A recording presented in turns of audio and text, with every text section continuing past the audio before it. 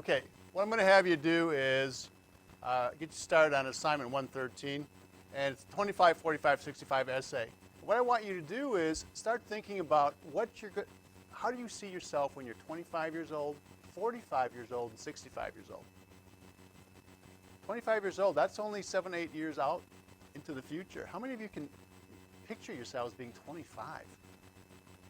No, one hand. What about 45? One hand. What about 65? No, can't even think out that far. But you're going to have to use your imaginations a little bit.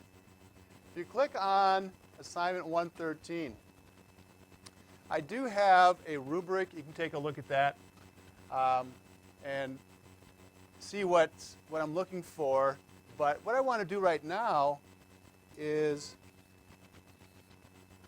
kind of give you some ideas on things to help you think about it. First of all, think about what you're going to be doing. How many of you have a good idea of what you're going to be doing in 10 years? Okay, that's more hands come up. Where do you see yourself living? How many of you know that you're not going to stay in Wisconsin for the rest of your life? Okay, about half of you. Fourth hour, most people were vacating Wisconsin. And second hour, most were staying in Wisconsin. So you're about half and half. What kind of a house do you see yourself living in? Okay. What about, do you see yourself being married? Having kids? Any hobbies?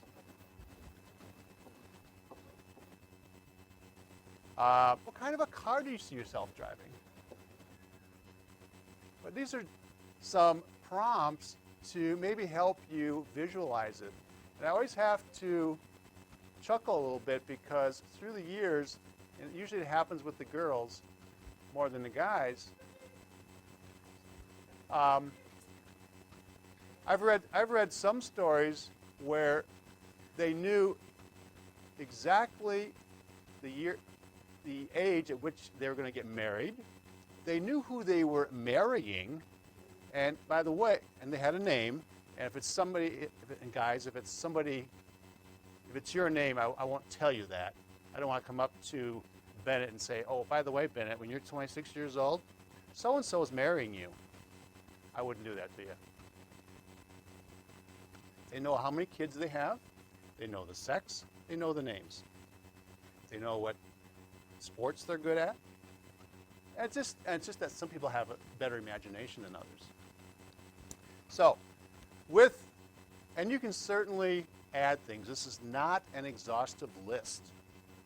If you think of anything else, go ahead. I just kind of come up with a few things. So, it's just kind of a starting point.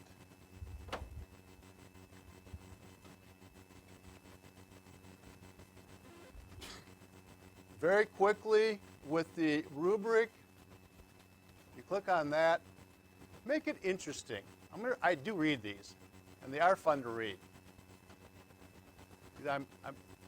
This is going to be due on Friday.